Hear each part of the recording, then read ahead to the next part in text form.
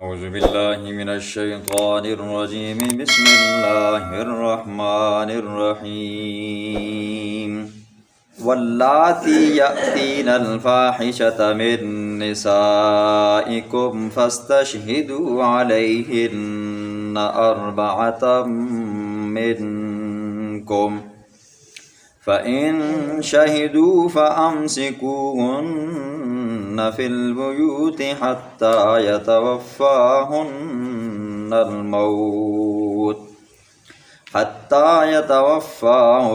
الموت أو يجعل الله لهن سبيلا واللذان يأتيانها منكم فآذوهما فإن تابا وأصلحا فأعرضوا عنهما إن الله كان توابا رحيما صدق اللہ العظیم۔ اس سے پہلے دو رکوعوں میں عورتوں کے حقوق کا ذکر تھا۔ آج کے درس میں اللہ رب العزت یہ بیان فرمائیں گے کہ عورتوں پر کیا حقوق ہیں۔ پہلے عورتوں کے حقوق تھے، اب عورتوں پر کیا حقوق ہیں۔ تو فرمایا واللاتی یأتین الفاحشۃ منکم، وہ عورتیں جو بے حیائی کا ارتکاب کرتی ہیں، من نسائکم، تمہاری بیویوں میں سے، فاستشہدوا علیہن اربعۃ منکم، پس تم گواہ لاؤ ان عورتوں کے اوپر، اربعۃ، چار، منکم، اپنوں میں سے۔ ابتدائی اسلام کے اندر جن جن عورتوں سے زنا سرزاد ہوا یا جن جن مردوں سے زنا سرزاد ہوا، تو شروع کے اندر کوئی زنا کی مستقلاً حکم نہیں تھا۔ بعد میں صورت نور کے اندر اللہ رب العزت نے زنا کی حد کو بیان فرمایا۔ اب شروع کے اندر جب ہوا تو جن عورتوں سے زنا ہوتا تھا ان عورتوں کے بارے میں رب کا قرآن کہتا ہے ان کو کیا کرو جی، فَإِن شَهِدُوا فَأَمْسِكُوهُنَّ، چار گواہ گواہی دیں اور زنا ثابت ہو جائے تو ان کو گھروں کے اندر بند کر دو۔ کب تک بند کرو؟ حَتَّى يَتَوَفَّاهُنَّ الْمَوْتُ، یہاں تک کہ ان پر موت واقع ہو جائے۔ باہر نہیں چھوڑنا، غیر کی دلیل سے باہر نہیں پاؤں رکھنا۔ او یجعل اللہ لہن سبیلا، یا اللہ رب العزت کوئی اور راستہ نکالے۔ اب دیکھیں جی، شروع کے اندر یہ حکم اور قانون تھا، جس عورت سے زنا سرزاد ہو جاتا اس عورت کو گھر کے اندر بند کیا جاتا یہاں تک کہ اس کی موت واقع ہو جاتی۔ پھر سورۃ النور کے اندر اس کا حکم نازل ہوا کہ وہ مرد حضرات، وہ عورتیں جو زنا کرتے، اب ان میں سے اگر زنا کرنے والے شادی شدہ ہیں تو ان کو سنگسار کیا جائے گا جی، پتھر مار مار کے ان کو مار دیا جائے گا، مر جائیں جی۔ اور اگر غیر شادی شدہ ہیں ان کو 100 کوڑے مارے جائیں گے۔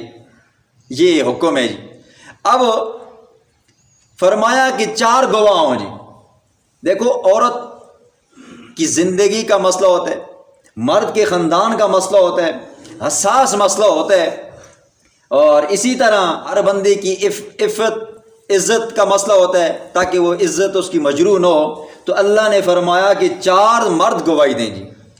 زنا کے معاملے کے اندر اگر 1 عورت، 10 عورت، یا یہ کہ 1,00,000 عورت بھی اگر گواہی دے نا جی کہ ان 2 مردوں نے یا ان 2 عورتوں نے آپس میں زنا کیا ہے، مرد اور عورتوں نے زنا کی ہے، تو 1,00,000 عورتوں کی گواہی معتبر نہیں ہے جب تک کہ 4 بندے گواہی نہ دے دیں جی۔ اب وہ 4 بندے کیسے ہوں جی؟ وہ شرعی گواہ ہوں۔ اور شرعی گواہ کس کو کہتے ہیں؟ موٹی موٹی شرطوں کے اندر ایک تو یہ آ جاتا ہے کہ اس نے بغیر شرعی عذر کے کبھی نماز نہ چھوڑی ہو جی، کبھی چھوڑی نہیں ہو۔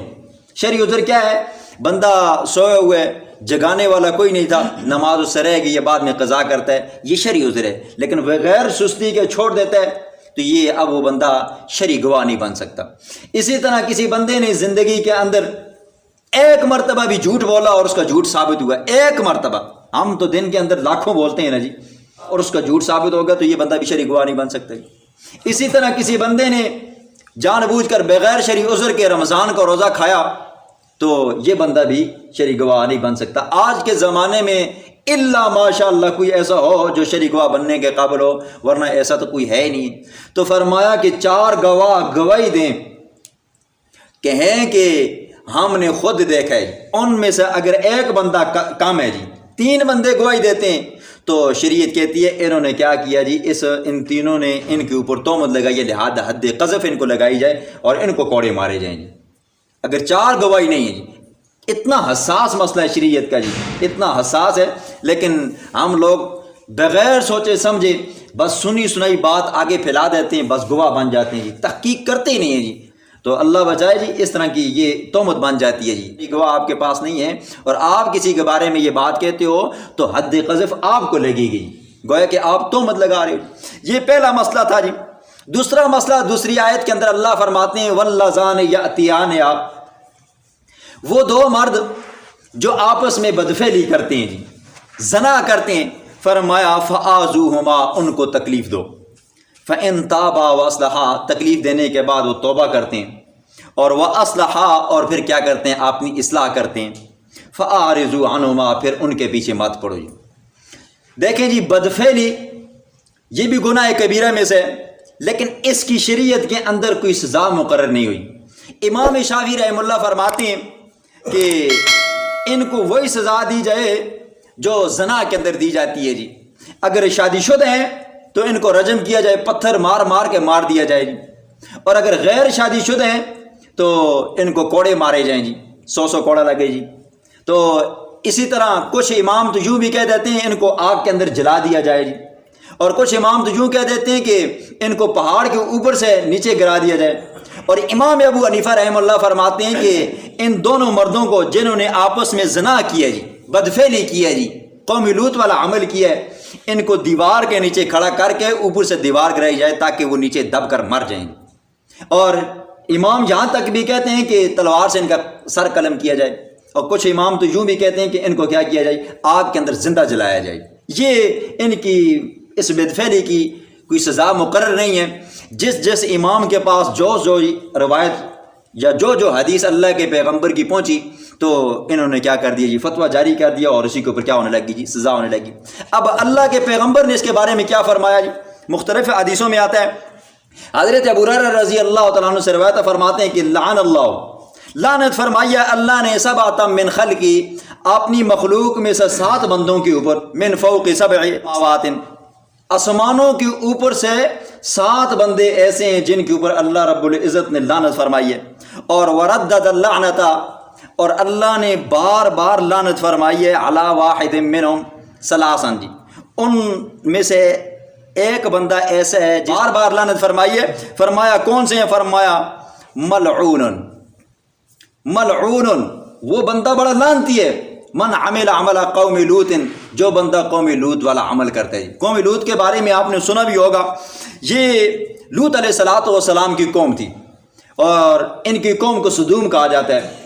لوط علیہ السلام کی قوم کے اندر جو بیماریاں تھیں نا جی، شرک تھا، بدعات تھی، رسومات تھی، بتوں کی پوجا پاٹ تھی، تو ساتھ میں ان کی یہ بھی بیماری تھی، عورتوں کے ساتھ شہوت پوری کرنے کے بجائے لڑکوں کے ساتھ وہ شہوت پوری کیا کرتے تھے۔ تو اللہ رب العزت نے انہیں حضرت لوط علیہ السلام کے ذریعے بڑا سمجھایا، اتنے بدبخت قوم تھے، انہوں نے فرشتوں کو بھی معاف نہیں کیے، تو پھر اللہ کا عذاب آیا، اللہ نے صفحہ ہستی سے ان کو مٹا دیا جی، زمین کو اوپر اٹھایا اور الٹا کر کے نیچے پٹکا، اور اوپر سے اللہ نے پتھروں کی بارش کی۔ ٹھیک ہے، آج بھی وہاں پر سمندر جو ہے نا، جو سمندر کے اوپر سے بدبو آتی ہے۔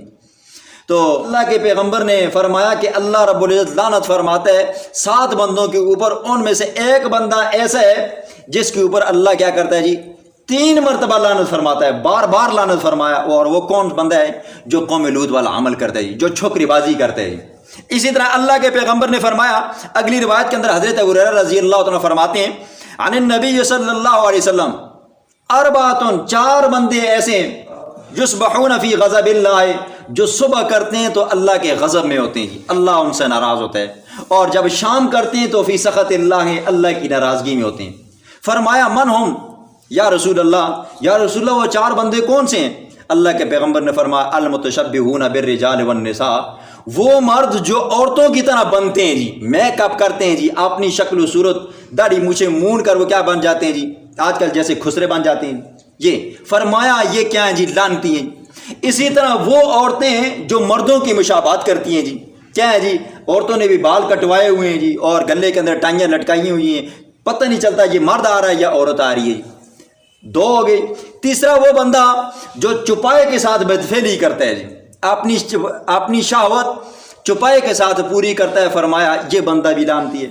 اور چوتھا بندہ فرمایا والذی یأتی الرجال، جو مردوں کے ساتھ بدفعلی کرتا ہے اپنی بیویوں کو چھوڑ کر جی، شرعی کاموں کو چھوڑ کر جی، فرمایا یہ چار بندے ایسے ہیں جو کیا ہیں جی، جن پر اللہ کی صبح شام کے وقت کیا ہوتی ہے جی، لعنت اور پھٹکار ہوتی ہے جی۔ اسی طرح اللہ کے پاک پیغمبر کا چچا جان حضرت عبداللہ بن عباس رضی اللہ عنہ فرماتے ہیں، اللہ کے پیغمبر نے فرمایا من وجدتموہ یعمل عمل قوم لوط، جس بندے کو تم پاؤ نا جی، دیکھو یہ قوم لوط والا عمل کر رہا ہے جی، بندہ بندے کے ساتھ بدفعلی کر رہا ہے، مرد مرد کے ساتھ بدفعلی کر رہا ہے، تو فرمایا فاقتلوا الفاعل والمفعول به، کرنے والے کو بھی قتل کرو اور جو کروا رہا ہے اس کو بھی قتل کرو، ان دونوں کو قتل۔ یہ سزائیں ہیں جی جو فقہاء نے اپنے دور کے اندر اپنے فتاوی جات کے اندر نقل فرمائی ہیں، یہ اللہ کے پیغمبر سزائیں نقل۔